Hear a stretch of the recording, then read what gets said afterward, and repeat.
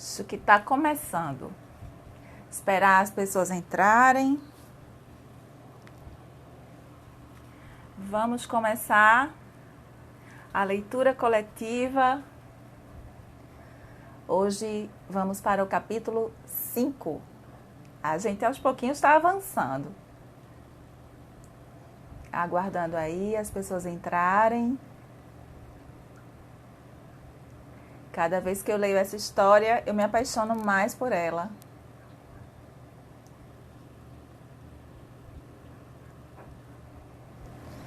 Vamos ver aí o pessoal. Aguardar o Instagram informar as pessoas que tem live aí na praça. Vamos lá. Enquanto isso, eu vou organizando aqui as coisinhas para a gente começar.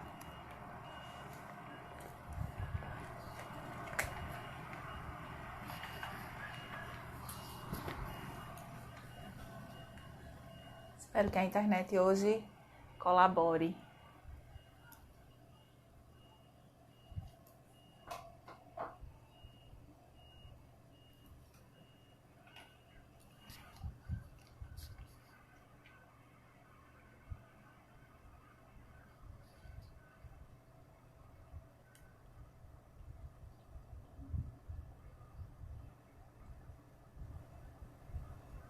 Deixa eu ver aqui.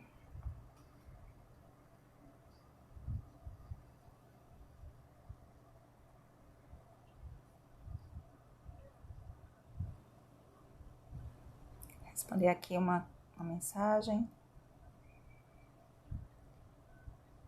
Oi, Doraci, boa noite, tudo bom? Seja bem-vinda. Doraci, firme e forte na nossa leitura. Aguardando aí. Ver quem vai entrar mais. Doraci, hoje a gente tá chegando na metade do nosso projeto, né? E aos pouquinhos a gente tá conseguindo... Tá sem som? Ai, Deus. O que aconteceu?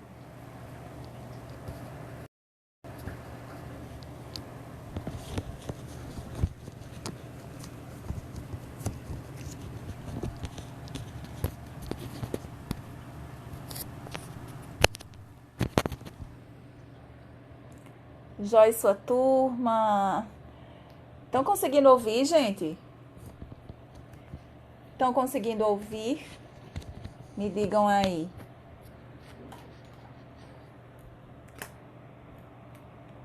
Se a gente tá com som.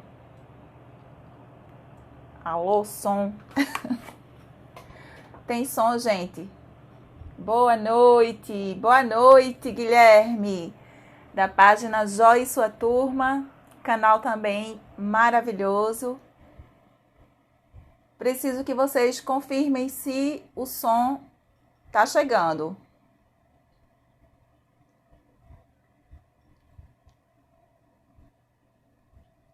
Temos som? Tem som? Vocês estão me ouvindo?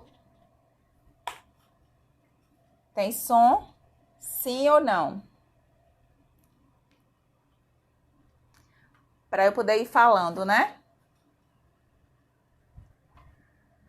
Doraci comentou que tá sem som. Tem som? Ótimo, sim. Ótimo, então. Então, gente, ontem, bom, som e imagem ok, né? Então, vou começar a falar, né, as coisinhas que eu falo no início. Ontem a gente fez a nossa leitura do 4º capítulo. E aí deu uma queda Teve uma queda na internet. Eu acredito que ou foi instabilidade na internet aqui de casa, ou foi instabilidade no Instagram, que eu também ouvi, inclusive na CBN, que o Instagram estava ontem com instabilidade. Então pode ter sido ou uma coisa ou outra. Mas hoje eu fui assistir o vídeo com calma e graças a Deus a gente conseguiu terminar o 4º capítulo. Então o vídeo está disponível aqui no Instagram. e também lá no YouTube, na playlist, né? Que está específica para nossa leitura coletiva. E aí, então, hoje a gente vai seguir adiante, vai seguir o bonde, vai ler. Nick, seu bando entrou. Carolzinha, boa noite. Seja muito bem-vinda, amiga. Que delícia estar entre amigos, amigos maravilhosos. Sejam todos muito bem-vindos. A gente hoje vai seguir o bonde com a leitura do 5º capítulo, porque graças a Deus teve uma estabilidade ontem, mas já foi no final, já foi quando eu estava fazendo alguns comentários sobre o capítulo. Então, a leitura mesmo em si já foi concluída, tá? Então, a gente hoje vai prosseguir com a leitura do 5º capítulo. Guilherme Maia, boa noite, Guilherme. Seja muito bem-vindo. Bora, Nick. Gosto assim, animação. Então, gente, falei, né, sobre a questão já do 4º capítulo, que seguiu completa a leitura, graças a Deus. E aí, só fazendo um breve, bem superficialíssimo, uma retrospectiva dos capítulos. O capítulo 1, que é um capítulo meio tristinho, né, tudo, mas a importância deles, porque ele evidencia a repercussão do trabalho, né, todo que Irene alcançou junto com Alex. O capítulo 2 é destinado à trajetória da vida pessoal de Irene, ela com a família, a infância, vai da infância do primeiro periquito que ela criou até a decisão por qual curso seguir na faculdade. O 3º capítulo, a gente tem o início do trabalho dela com o Alex, né? Muito interessante. O 4º capítulo começa a travar, né? Ela começa a encontrar os empecilhos, as dificuldades, porque o trabalho dela começa a crescer e as pessoas começam também com uma resistência. Havia na época, nos anos 80, uma resistência muito grande a essa ideia de que os animais têm inteligência, são providos de comunicação, de inteligência e de linguagem, né? Os linguistas tinham uma resistência muito grande a respeito disso. Então, o que mais assim marcou o capítulo 4º, digamos, foi a convenção que foi organizada por um linguista e acho que um psicólogo, se não me engano, nos anos 80, lá em Nova York, né, onde eles queriam comprovar que os humanos falavam, mas tinham a linguagem, mas os animais não, e queriam, de certa forma, descredibilizar o trabalho do pessoal que estava justamente querendo comprovar o contrário, né? Então, hoje vamos para o 5º capítulo, é a metade do nosso projeto, e estou muito feliz. Flávia Meira, seja muito bem-vinda. Theo Piscita, muito bem-vindo. Sejam todos muito bem-vindos, e a gente vai começar a nossa leitura. Hoje vamos ler o capítulo 5, da página 101 à página 125. São 25 páginas, então eu vou dar uma aceleradinha, tá? Birds Family, que delícia! Seja muito bem-vinda. Adoro Birds Family. Muito bem, vamos lá para o 5º capítulo. Capítulo 5. O título é O que é Banareja? Vamos lá, então.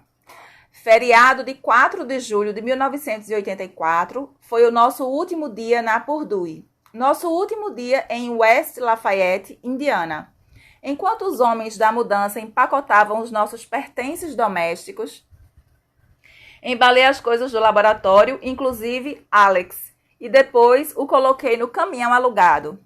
Uma aluna e eu dirigimos por quase 200 quilômetros até a cidade de Wilmette, em Illinois, cerca de 25 quilômetros ao norte do centro de Chicago, no Lago Michigan. O contrato de David com a Purdue terminara e estávamos nos mudando. David é o esposo dela, David Pepperberg. Ele tinha sido chamado para fazer parte do corpo docente da Universidade de Illinois, em Chicago. E eu tinha conseguido uma nomeação temporária de 1 ano na Northwestern, uma universidade em Evanston. Pegamos a estrada à noite, achando que Alex dormiria durante a viagem. Era a primeira vez que andava de carro desde a estressante viagem de Chicago. Mas Alex ficou acordado e alerta durante o tempo todo. Agarrou-se à lateral da gaiola com uma garra, parecendo aquelas pessoas que andam dependuradas no metrô de Nova York quando está lotado. As plantações de milho que deixamos para trás eram tão grandes que pareciam sem fim, sem falar na sucessão de tornados que, para mim, definiam West Lafayette.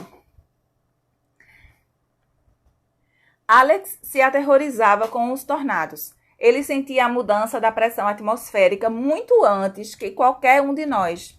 A única coisa que o acalmava nas horas de tempestade era o concerto de Haydn para violoncelo, que o deixava em um estado semelhante ao de um transe. O corpo balançava suavemente e os olhinhos quase se fechavam.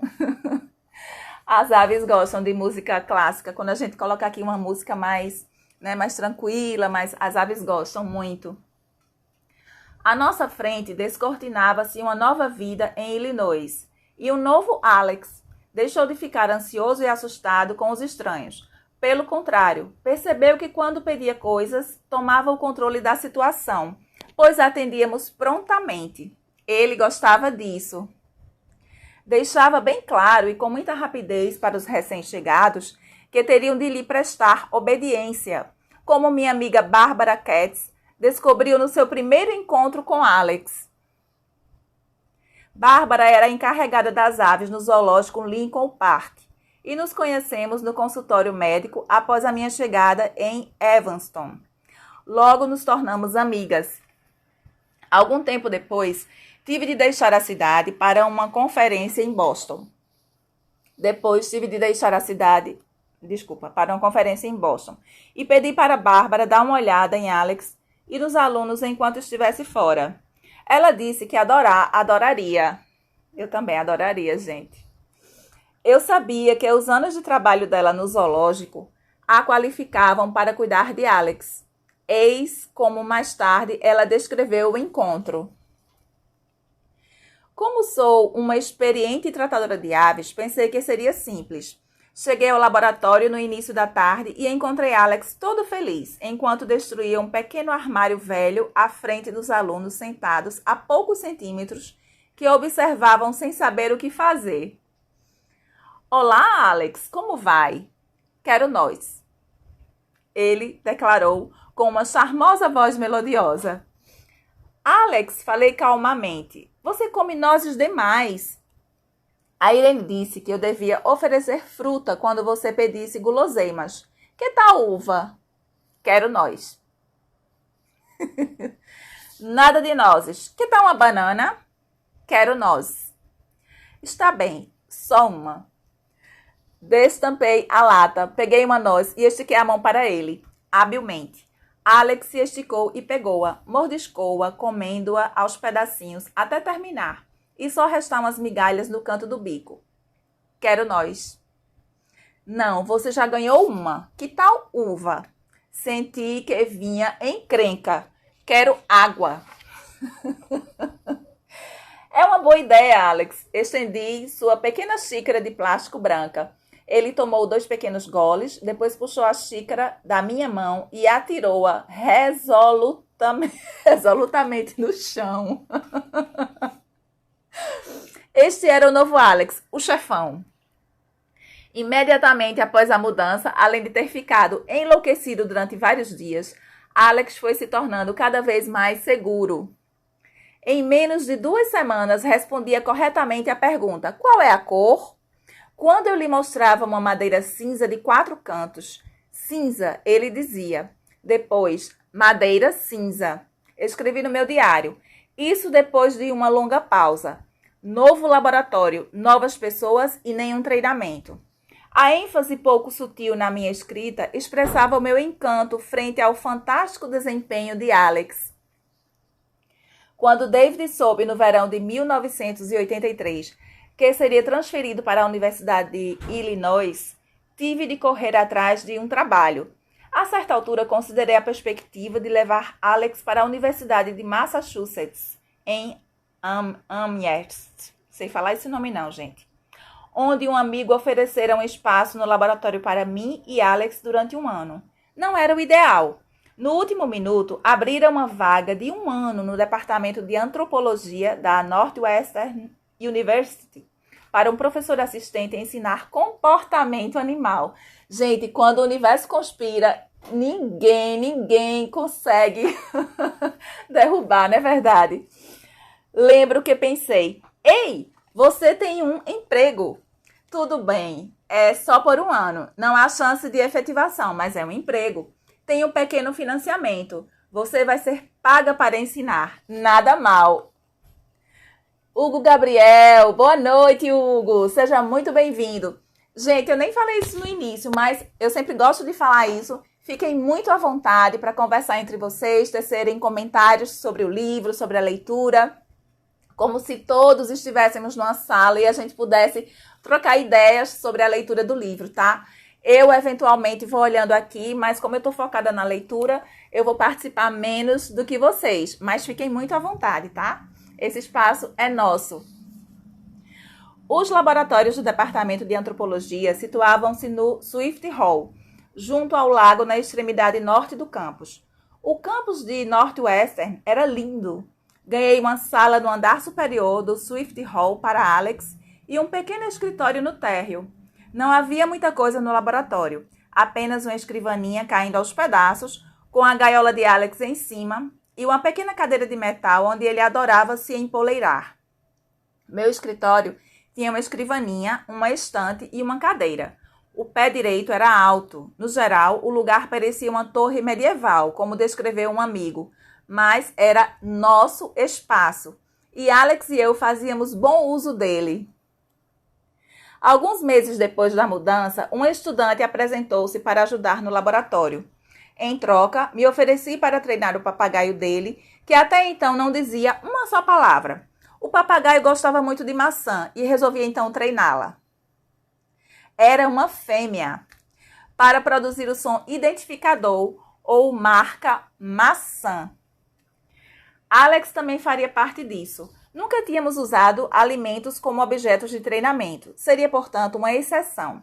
Alex absorvera por conta própria uva, banana e cereja, porque nomeávamos tudo o que lhe dávamos para comer. Maçã seria a quarta marca de fruta dele.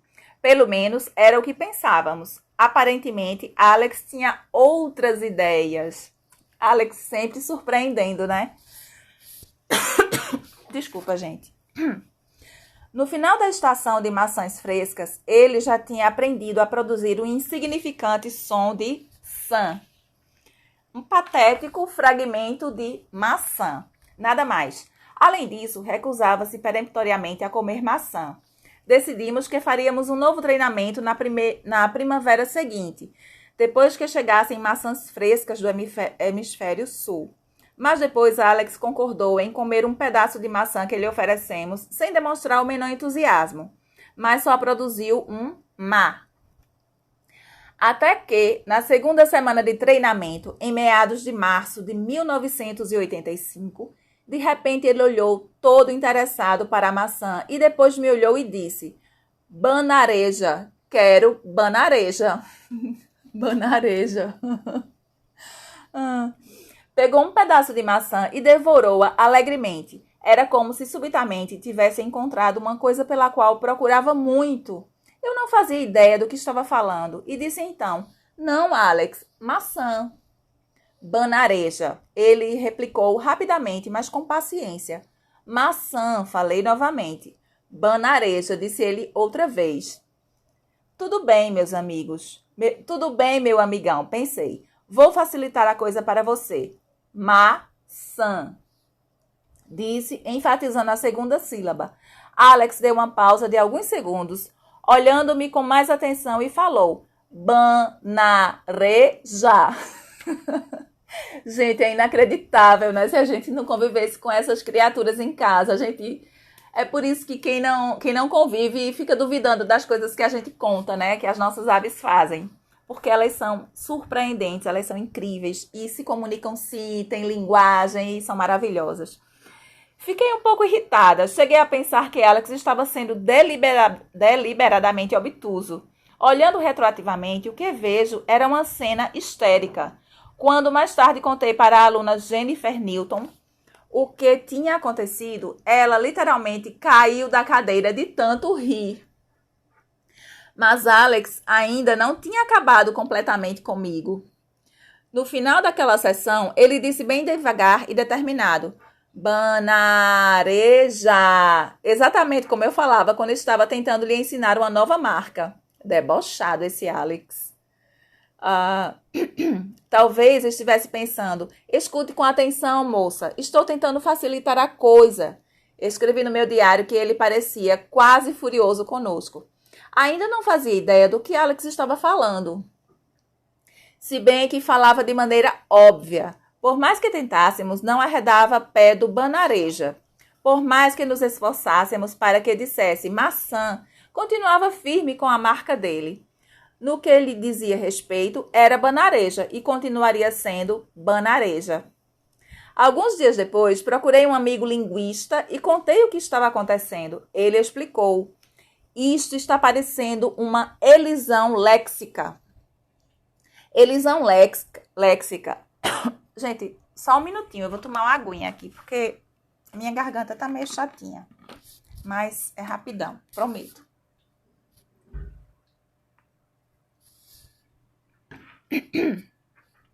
Periquita enjoada, seja muito bem-vinda. Adorei sua página. Selecta Trincapete, seja muito bem-vindo. Vamos lá. Elisão léxica é uma forma chique para o ato de pegar partes de duas palavras diferentes e uni-las para formar uma nova palavra. Talvez Alex tivesse achado o gosto da maçã parecido com o da banana. Certamente a maçã parecia uma grande cereja. Era uma maçã vermelha. Banana mais cereja é igual a banareja. Gente, que fantástico isso. Teria Alex feito isso intencionalmente? Tudo indicava que sim, mas a intencionalidade é a pedra de toque na área do comportamento animal. E reunir provas disso é bem difícil. Alex brincava com muita frequência com os sons, especialmente quando aprendia novas marcas e, sobretudo, quando ficava sozinho à noite. Esses novos sons, por sua vez, eram tipicamente desprovidos de sentido. E até então, ele não tinha dito banareja, em exceção alguma com maçã, nem em qualquer outra ocasião informal. Aparentemente, tratava-se de uma criatividade nunca vista, que era elaborada pelo cérebro de uma ave. Claro que não posso documentar isso cientificamente, não posso afirmar que ele realmente decidiu que nome daria para uma maçã. E estava decidido a não mudar de ideia. Esta coisa extraordinária teve de ficar entre mim e Alex, né? Ia ser difícil, né, gente, comprovar isso para a comunidade científica que já estava tão cética diante do trabalho de linguagem e comunicação com Alex, com uma ave, né, que na época não se acreditava nisso. Vamos lá. A proposta original para o projeto Alex, que eu escrevi na primavera de 1977, tinha sido, devo admitir, extremamente ambiciosa. Argumentava que o meu cinzento poderia aprender objetos, marcas, palavras, categorias, conceitos e números em um período de 3 anos. E que seria capaz de se comunicar fluentemente com humanos e que teria alguma compreensão do que fazia. Estava completamente segura de que o meu cinzento seria capaz de fazer tudo isso. Mas devo admitir que cada vez que Alex encarava um desafio colocado por mim, cada vez que fazia algo impensável para um pássaro, eu sentia a mesma euforia que os pais sentem quando os filhos começam a engatinhar e andar e falar. Imagino, né? À medida que crescia a lista de publicações científicas e que nosso trabalho atraía cada vez mais a atenção pública, eu me dava conta de que a aceitação pelo que fazia também crescia, mesmo que lentamente, e que já não era apenas aquela mulher que fala com um papagaio. Já estava começando a ser levada a sério pelo círculo científico. Que maravilha! Mas o coro do "ora, ele só está imitando" ou "ele só está seguindo as deixas dela" ainda soava alto nos meus ouvidos. Pelo menos era como eu percebia. Seguidas vezes me vi obrigada a provar que aconteciam mais coisas no cérebro de pássaro de Alex do que meros truques mecânicos ou coisas parecidas. Um desses desafios era o seguinte: ora, ele pode produzir sons identificadores e marcas satisfatoriamente e soar de maneira convincente, mas será que entende realmente o que está dizendo? Será que entende os ruídos que saem do seu próprio bico?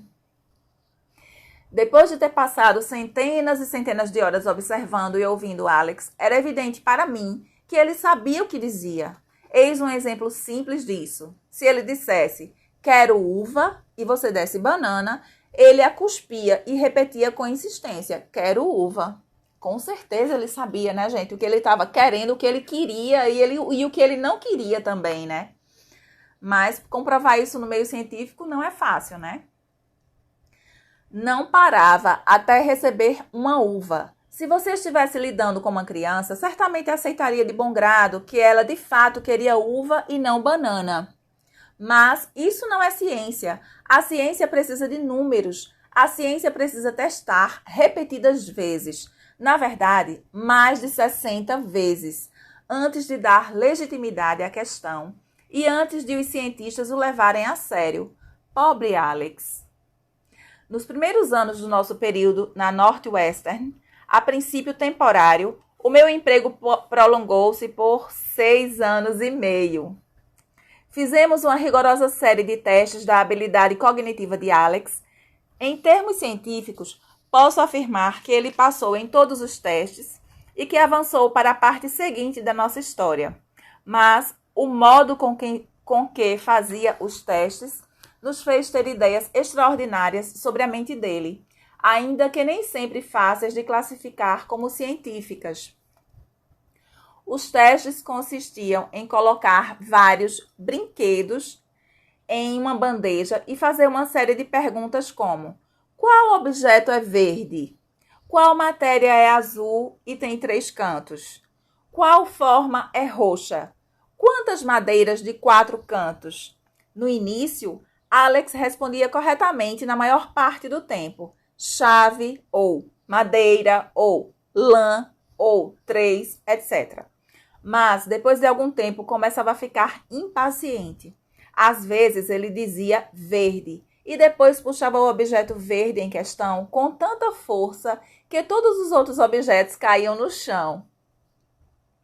Assim como podia dizer bandeja e depois bicá-la.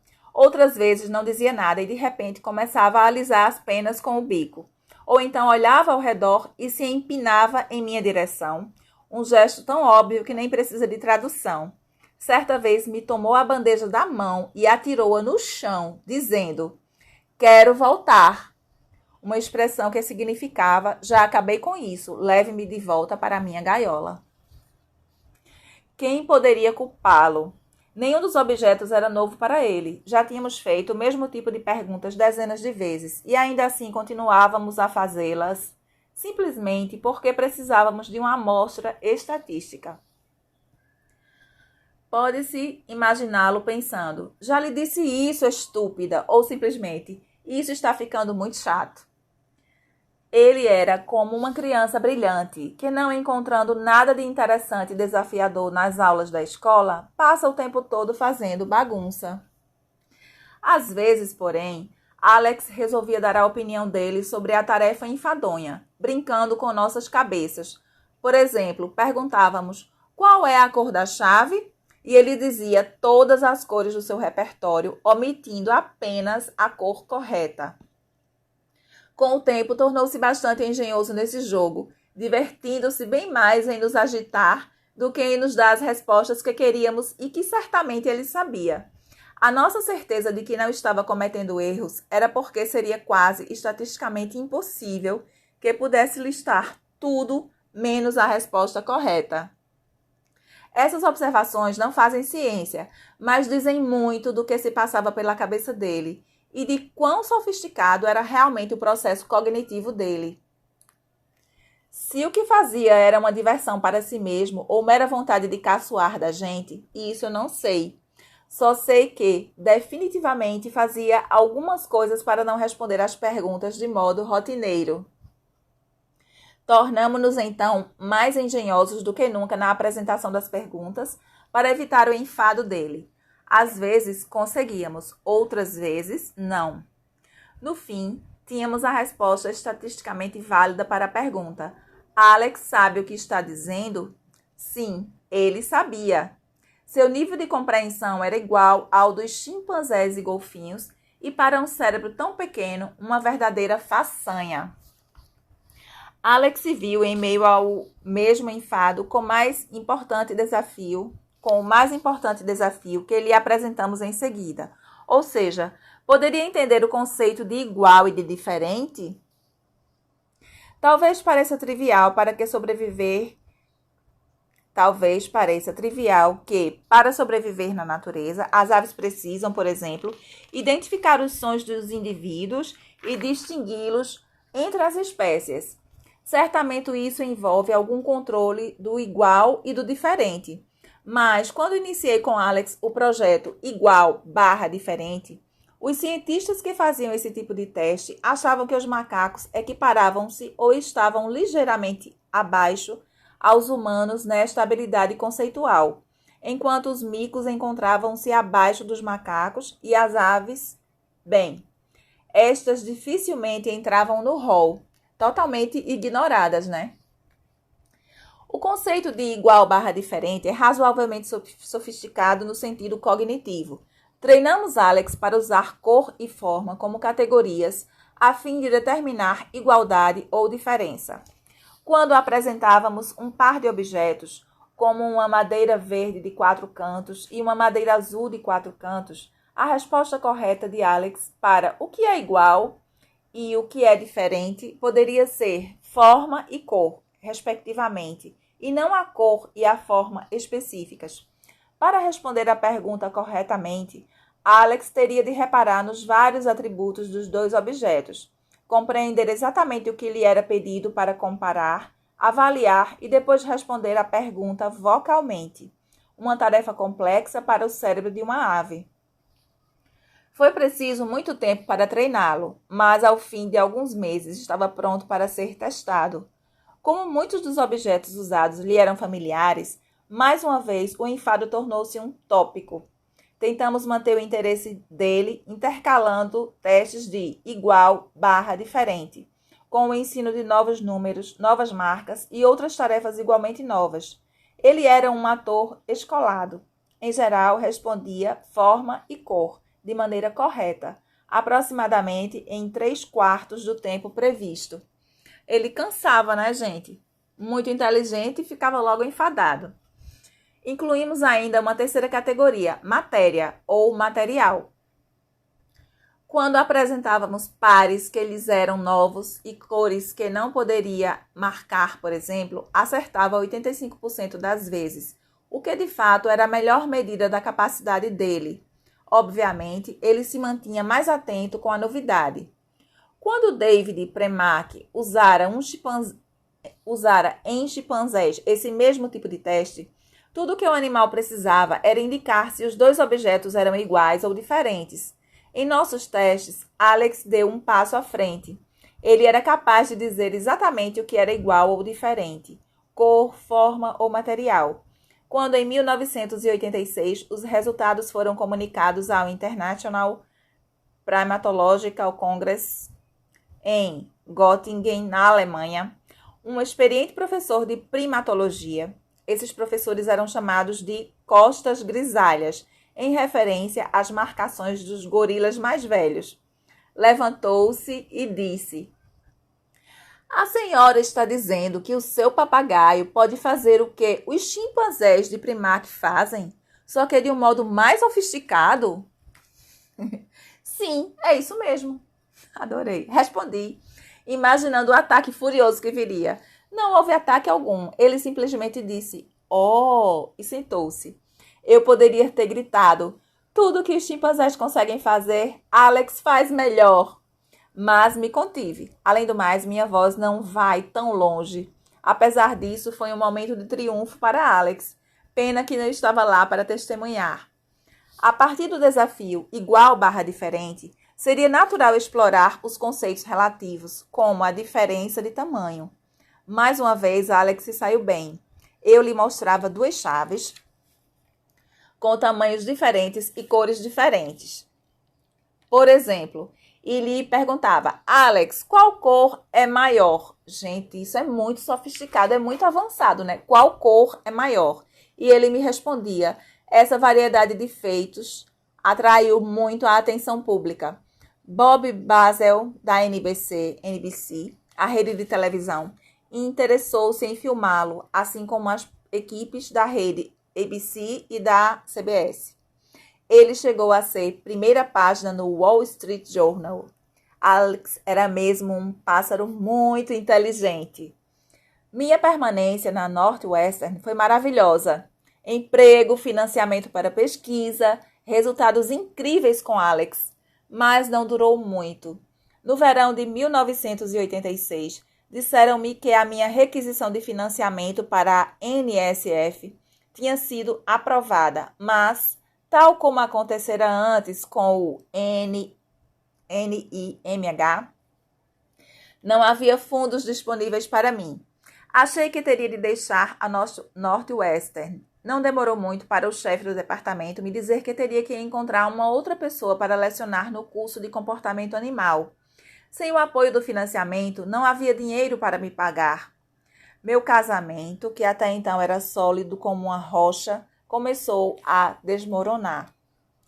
Em essência, David me disse o seguinte: você é um fracasso. Por que não fecha o laboratório e arranja um emprego de verdade? Precisamos de dinheiro para viver aqui em Chicago. Ai, gente, essa cortou o coração, né? O companheiro dele que estava lá, né? O companheiro dela que estava lá ao lado dela. Enfim, fiquei furiosa como um vulcão a ponto de explodir. Ninguém me conhecia o bastante para afirmar que eu era um fracasso e que teria de abandonar um trabalho que era a minha vida e desistir de Alex. Saí em uma busca frenética por um lugar onde continuar o trabalho, fazendo contato com amigos, conhecidos e colegas do país inteiro. Os amigos de Kentucky me acenaram com uma vaga, mas apenas por um ano. Perdi 13 quilos em 3 meses. O meu único conforto eram os amigos, fora Alex, é claro. Agora passava quase o tempo todo no laboratório, inclusive às noites. Alex e eu nos amparávamos no final do dia. Eu tentava fazer planos e ele alisava as penas com o bico. E de vez em quando trocávamos palavras. Não exatamente uma conversa, mas o mais íntimo que se podia conseguir de um companheiro não humano. Como todos os cinzentos, Alex era muito empático. Era capaz de sentir quando eu estava triste. Em tais ocasiões, se achegava bem pertinho de mim e era só o Alex. Não o Alex mal comportado, não o Alex mandão do laboratório, não o Alex exigente. Apenas o Alex com sua presença empática. Vez por outra dizia, faz cócegas, e inclinava a cabeça para que lhe coçasse o rosto. Enquanto coçava, a área branca ao redor dos olhos tornava-se sutilmente rosada, como quando a espécie se encontra em intimidade. Os olhos dele quase se fechavam. As coisas pareciam mais sombrias e faltava uma semana para começar as aulas, quando me comunicaram que o departamento não tinha conseguido encontrar outra pessoa para lecionar comportamento animal e que o meu emprego continuava à minha disposição, caso eu desejasse. Caso eu desejasse, temporariamente aliviada, mas ainda sem financiamento, assegurar o laboratório por mais um ano. Os alunos teriam de ser voluntários porque não havia como pagá-los. Novamente, tive de submeter um pedido de financiamento, que foi aprovado, e dessa vez o fundo foi liberado. Foram 12 meses muito difíceis. O período de aperto provou ser uma oportunidade para 3 anos de trabalho extremamente produtivos.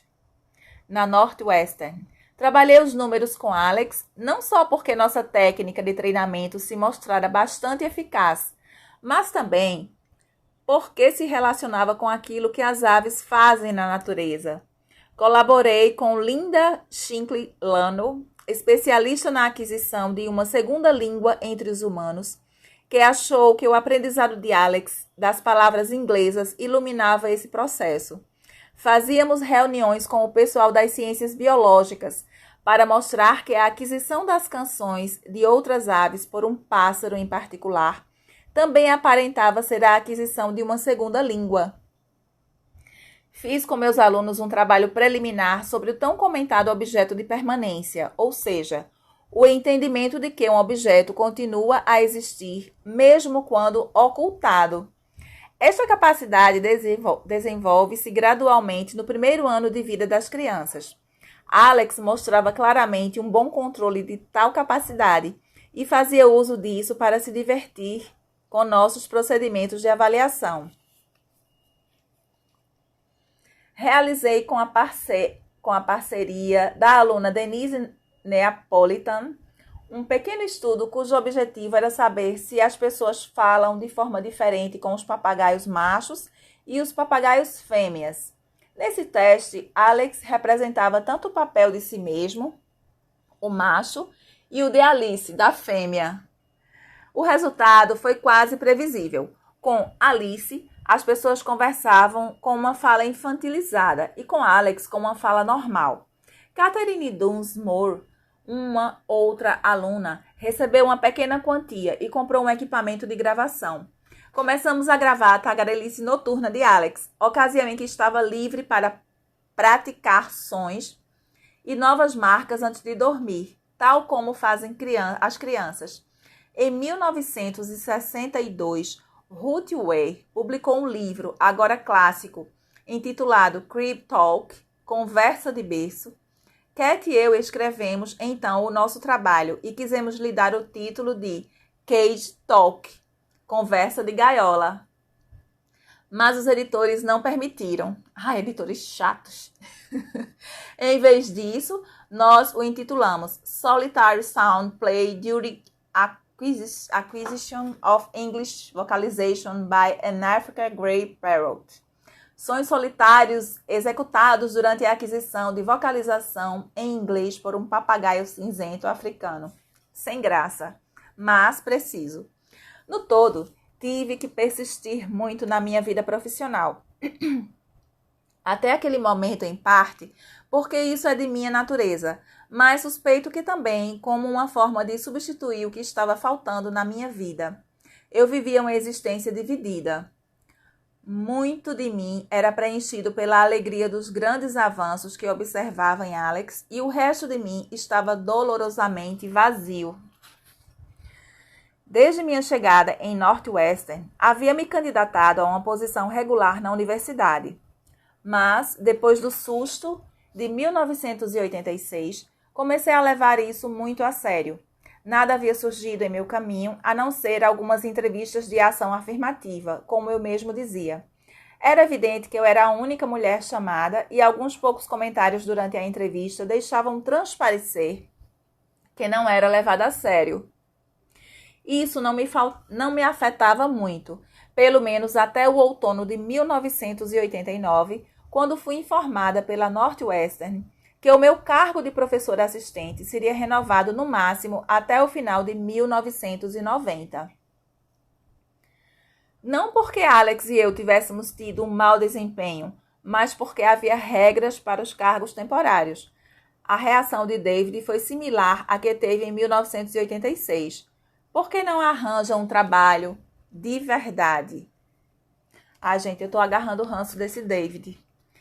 Mais uma leva de solicitações, mais uma leva de entrevistas e mais uma leva de muito estresse. Dessa vez, me ofereceram um trabalho fixo na Universidade do Arizona, em Tucson, em maio de 1990. Por diversas razões, resolvi fazer a mudança na última hora, por ocasião do feriado de Ação de Graças.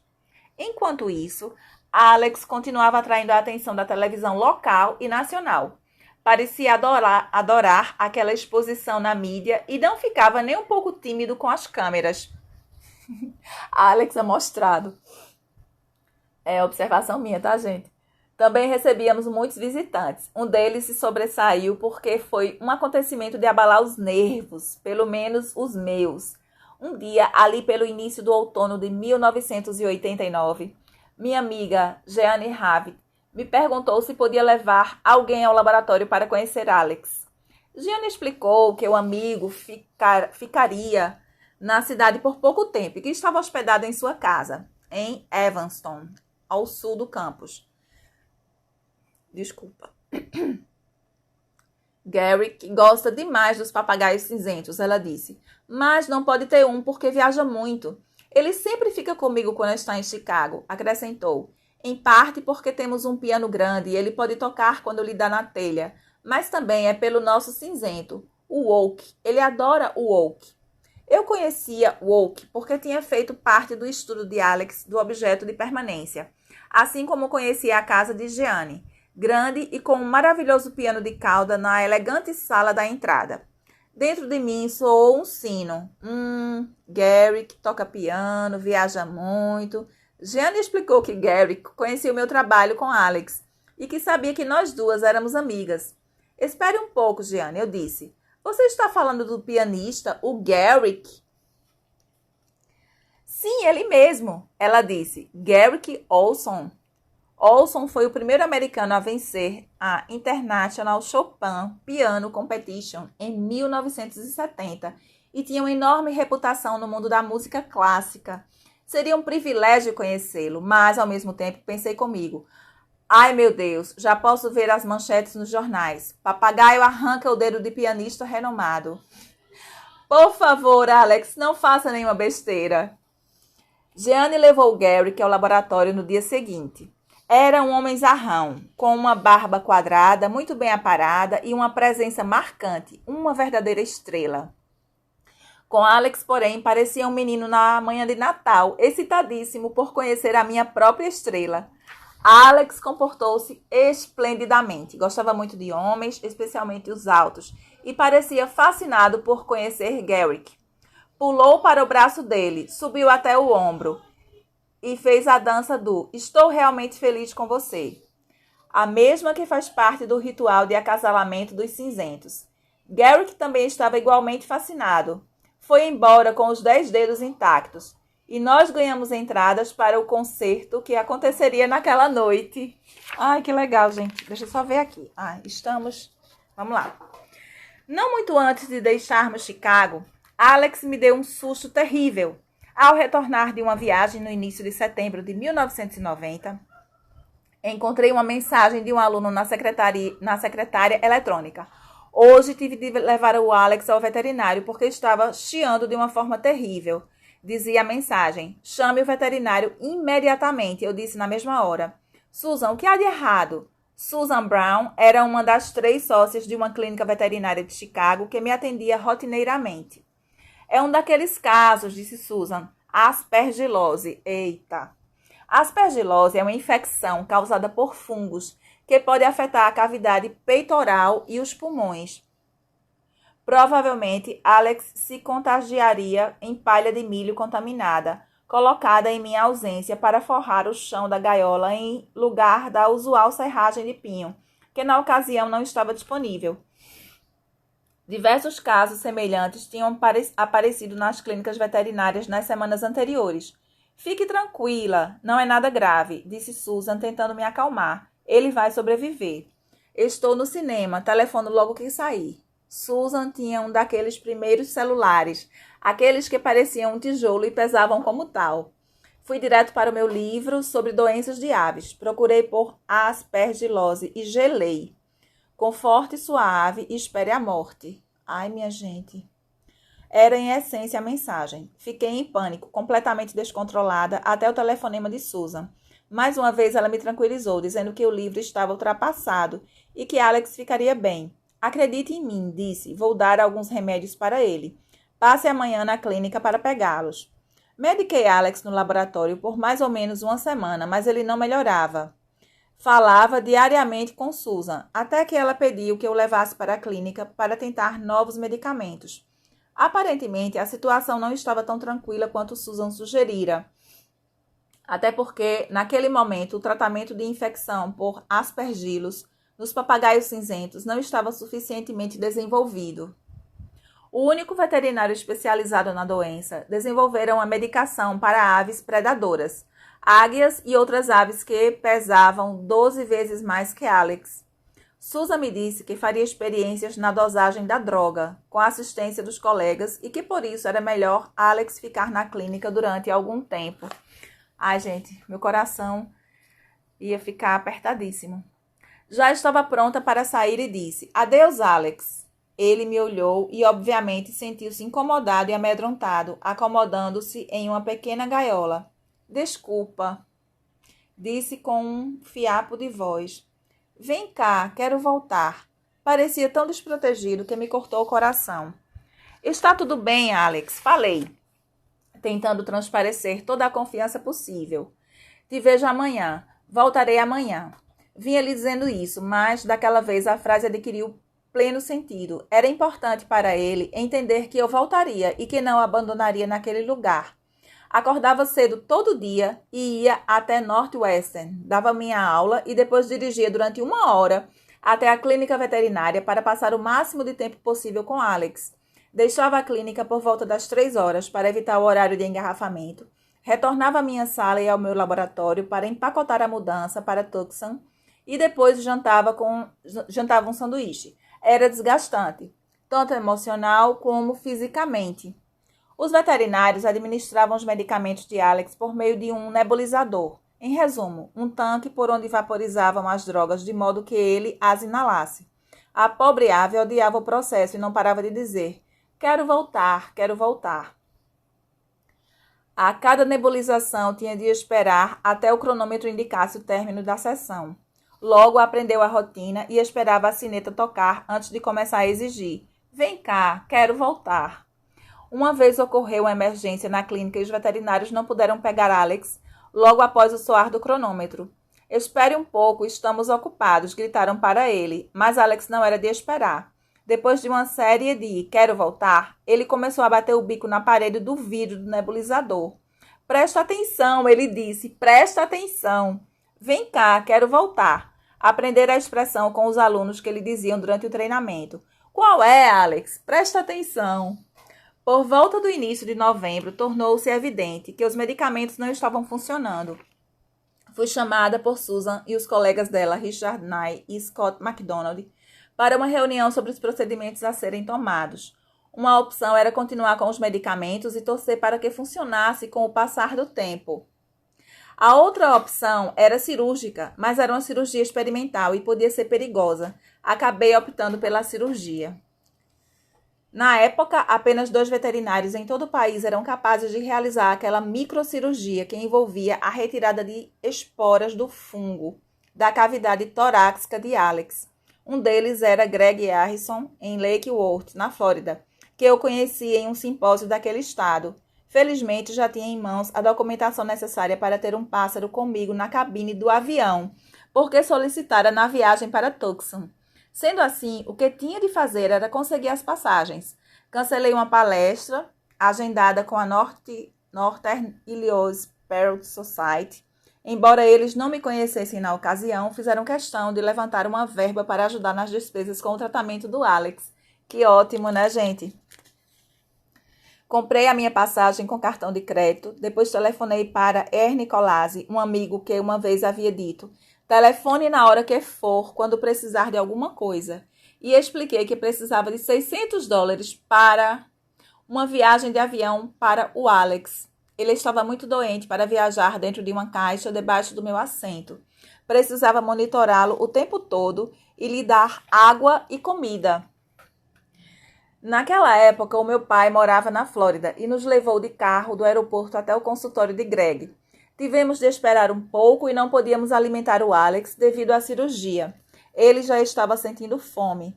Estávamos sentados na sala de espera e Alex se mostrava cada vez mais ansioso, dizendo: quero banana, quero milho, quero água. Disse-lhe que não podia e que tinha de esperar. Ele então olhou para o meu pai e falou: quero ombro. Ai, gente, quero o ombro. Meu Deus. Logo pulou para o ombro dele, aninhou-se junto à cabeça e começou a resmungar que queria isso e aquilo com uma voz suave. Meu pai era um pouco surdo e não ouvia os resmungos. Por fim, Alex gritou no ouvido dele: quero kiwi.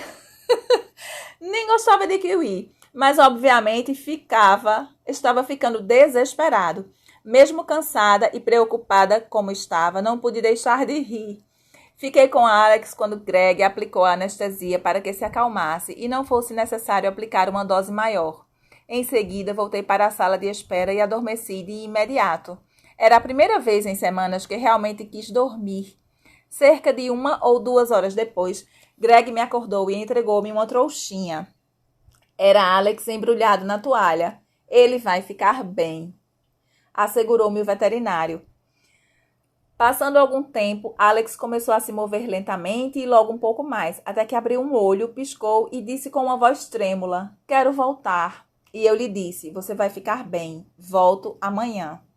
Na manhã seguinte, peguei um papagaio mais tagarela e animado e voamos de volta para Chicago.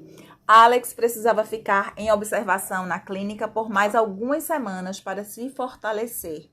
E também estávamos preocupados com a possibilidade de que o laboratório não estivesse completamente desinfetado do Aspergillus até a viagem para Tucson. E não queríamos correr o risco de expô-lo novamente ao fungo. Alex tornou-se o queridinho da clínica. Falava com qualquer um que tivesse tempo para ouvi-lo. A gaiola dele ficava bem ao lado da mesa da guarda-livros. Na noite que antecedeu a viagem que fizemos para Tucson, a moça teve de ficar até mais tarde, trabalhando na contabilidade. "Quero nós?" perguntou Alex para ela. "Não, Alex. Quero milho." Ele insistiu. "Não, muito..." "Quer milho?" Ele perguntou. "Quer milho?" Ele insistiu. "Não, muito obrigada, Alex. Não quero milho." Isso continuou por mais algum tempo e a moça se esforçava para ignorá-lo. Por fim, parece que Alex começou a se exasperar e disse com uma voz petulante: "O que você quer?" Ela parou o que estava fazendo e começou a rir. E depois deu para Alex a atenção que ele estava pedindo. Finalizamos o capítulo 5, gente. Muito inteligente, surpreendente essa ave. Impressionante a capacidade de comunicação dele com os humanos, né? E como ele compreende o contexto. O que vocês acharam, hein? Me contem aí um pouquinho. Temos uns 3 minutinhos. Temos uns 3 minutinhos, gente. Só vou aproveitar para falar que no próximo sábado leremos o capítulo 6. Próximo sábado, dia 23, às 18 horas, tá? Leremos o capítulo 6. E aí, na segunda, às 20 horas, dia 25, leremos o capítulo 7. E na terça, dia 26, às 20 horas, leremos o capítulo 8. E aí fica só faltando um capítulo pra gente concluir o livro. É isso, gente. Eu espero que vocês tenham gostado. É uma leitura que motiva muito a gente. Quero um desses, eu também, Doraci. A gente fica querendo, né? Mas a gente descobre um pouco do Alex em cada uma de nossas áreas, não é verdade? A gente identifica muitas coisas. Eu estava lendo aqui, identificando, né?